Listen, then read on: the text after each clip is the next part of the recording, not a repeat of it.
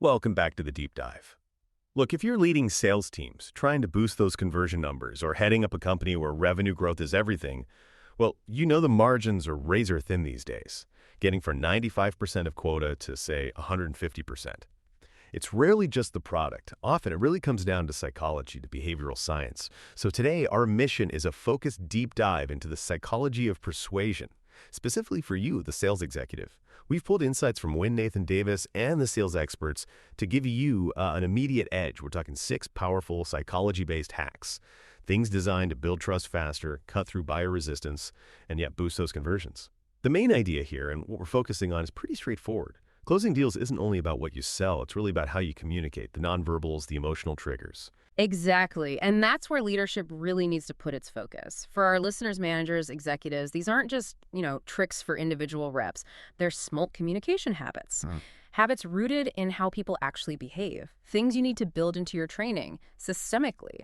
We're basically handing you a playbook for influencing behavior, but at scale. We've kind of laid these out in a sequence, starting with the stickiest points.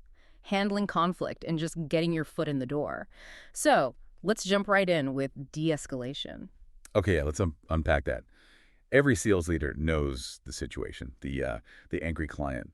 Maybe a prospect feels ignored or a current customer is just plain frustrated. They come in hot. The natural reaction is often to face them head on, right? Make eye contact, stand your ground. But the research suggests that's maybe the worst thing you can do psychologically. Absolutely. Hack number 1 is simple, but honestly so critical for managing conflict. Train your teams to stand aside angry customers. Think about it from a primal level. When two people square off, face to face, especially when things are tense, it triggers that fight or flight response subconsciously. That direct positioning feels confrontational. It just reinforces the me versus you dynamic. Okay. But doesn't standing to the side feel a bit awkward? Or maybe even like you're avoiding the issue. Could a client read that as disinterest? That's a fair point. But the goal isn't awkwardness, it's deliberate de-escalation. By shifting slightly just to the side, you fundamentally change the physical setup. You're signaling cooperation. Suddenly you're side by side. Visual psychologically, you're now looking at the problem together, not at each other. It's a subtle shift in body language, but it can dramatically lower that perceived threat. It allows the more rational part of the client's brain to kind of, come back online. Ah, I see. So it takes the fight posture out of it. Precisely. And for sales leaders listening, the actionable takeaway is make this part of your role playing. Don't just train the words, train the movement. The moment things get heated, step to the side. It's an instant friction reducer. It makes a lot of sense. Changes the whole energy. Okay, let's switch gears. What about the opposite problem? Not anger, but indifference. Or just getting past that gatekeeper to reach the decision maker. The hard pitch often just hits a wall. Right, and this is where hack number 2 comes in. We call it the empathy lever. It boils down to one simple phrase. Can you help me? It sounds almost too basic, but most people are wired to respond positively to a request for help. It's a fundamental social instinct. Instead of demanding time or attention. Exactly. Think about the standard approach. Hi, I need 10 minutes with Mrs. Jones. It's demanding. It puts the gatekeeper on the defensive immediately. Okay, so how does "can you help me" change that dynamic? Well, imagine framing it differently. Something like, hi, I'm trying to make sure this market data gets to the right person on the strategy team. It could be really valuable for your Q3 planning. Could you possibly help me figure out the best way to do that? See, it reframes the interaction. You're not demanding, you're seeking assistance. It turns the gatekeeper from an obstacle into a collaborator on a small task. They feel helpful, not defensive. And this works with the actual prospect, too, the busy executive. Oh, definitely. Especially with senior people who value their time. Instead of launching into a pitch, try something like, before I put together this analysis, could you help me understand which specific metric your team is most focused on optimizing right now? That's a good way. It shows respect for their expertise and their time. It pulls them into a consultative mode, not a fend off the salesperson mode. It dramatically ups your chances of getting a positive, engaged response. Right. You're positioning yourself as a partner from the start.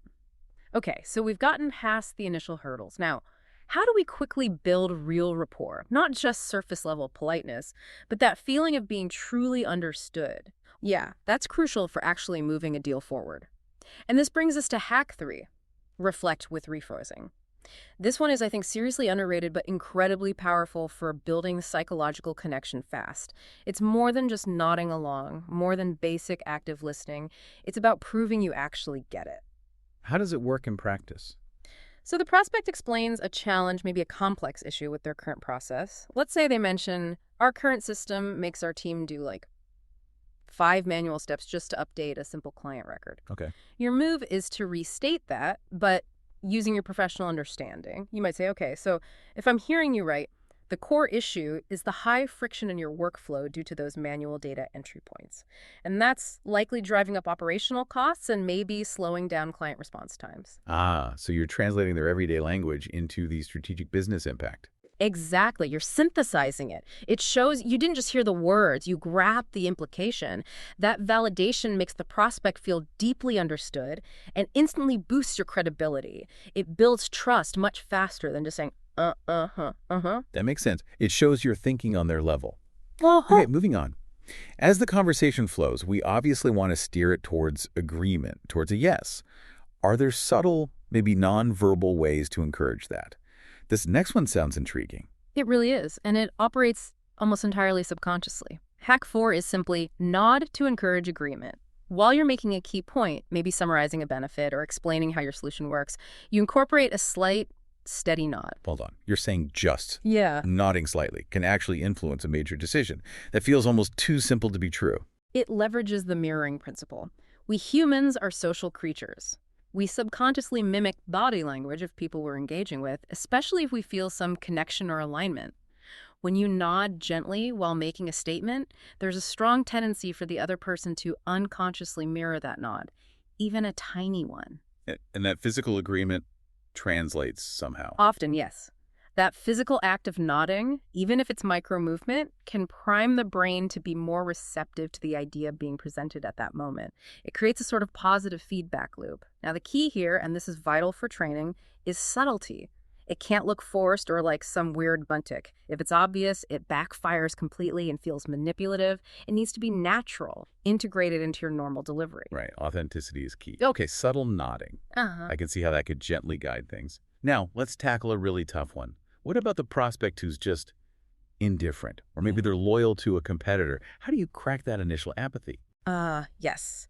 For this, we dip into a classic social psychology tool, cognitive dissonance. This leads us to hack 5. Ask for a small favor. You might know this as the Ben Franklin effect. Right. The idea that if someone does something nice for you, even something small, their brain has to justify it by deciding they must actually like you, or at least value the interaction more than they initially thought. Precisely. They perform an action, helping you, and to resolve the dissonance between that action and maybe their initial indifference, they adjust their attitude towards you in a more positive direction. So how does this work in a modern sales context? We're not borrowing quills anymore. No. In an executive setting, the favor needs to be small, professional, and acknowledge their expertise or position. Not, can I borrow a pen? But maybe. I'm finalizing a market analysis for companies in your sector. Would you mind taking a quick 2-minute look at this one methodology slide? I'd value your perspective on whether the statistical approach resonates with how you track performance. So it's low effort for them, but it positions them as the expert helping you. Exactly. By granting that small favor, they engage. Their brain does that little justification dance. Why did I help this person? Well, I guess their approach seems reasonable. Maybe they're all right. It's a subtle way to warm up a cold interaction by letting them persuade themselves. That's quite clever, letting them justify liking you. Okay, final hack. This one feels fundamental, but maybe easy to get wrong. Personalization. It is fundamental. Hack 6 is simply repeat their name. It sounds almost trivially obvious, but using someone's name connects with them on a basic human level. It says, I see you as an individual, not just a lead in my CRM. Dale Carnegie talked about this decades ago. A person's name is the sweetest sound. It acknowledges their importance. But there's a risk of overdoing it, right? Sounding like a cheesy salesperson from a bad movie. Absolutely. That's the critical balance. The advice from the sales experts is quite specific here. Aim for 2 to 3 times in a typical interaction. Maybe once in the greeting, great to speak with you, Sarah. Perhaps once more when tying a key point directly to them. So, Sarah, based on what you said about X, and maybe once at the end. Thanks again for your time, Sarah. Okay, so sparing but purposeful use. Enough to make contact. not enough to feel repetitive or insincere. Exactly. It maximizes that feeling of personal acknowledgement without sounding unnatural or, frankly, creepy. Got it. So bringing this all together, these 6 hacks, from standing beside someone angry to using their name just right. The big message from the sources seems to be that these aren't tricks. They're communication habits grounded in real human psychology. That's the core point, and their effectiveness hinges entirely on using them genuinely and strategically. If it feels fake, it'll fall flat or worse. And for the executives, the sales leaders listening, what's the strategic implication? It's about building behavioral fluency in your teams. This is how you achieve sustained sales success. If you can train your people to master the nonverbal de-escalation of Hack 1, the empathy of Hack 2, the deep listening of Hack 3, you're building a team that influences professionally and ethically. That leads directly to higher conversions, stronger relationships, and frankly, a more professional sales organization overall. So if these ideas leveraging things like the Ben Franklin effect or using subtle body language resonate with you, especially if you're focused on building that truly all-star sales team, Then digging deeper into these strategies is definitely worthwhile. There's a lot more detail and related content available from the source on implementing these kinds of communication habits. you can explore all the insights we discussed today and find more resources by visiting thesalesexperts.com. That's thesalesexperts.com. And finally, let's leave you with a thought to chew on. Building on Hack 1, standing beside someone, and Hack 4, the nodding. Beyond these deliberate techniques, what other, maybe unconscious nonverbal signals might you or your team be sending out? Your postures, your gestures, even just the rhythm of your speech. Are there subtle cues hindering trust or slowing down deals without you even realizing it? Often, it's the unspoken things that have the biggest impact. Think about that. We'll catch you on the next Deep Dive.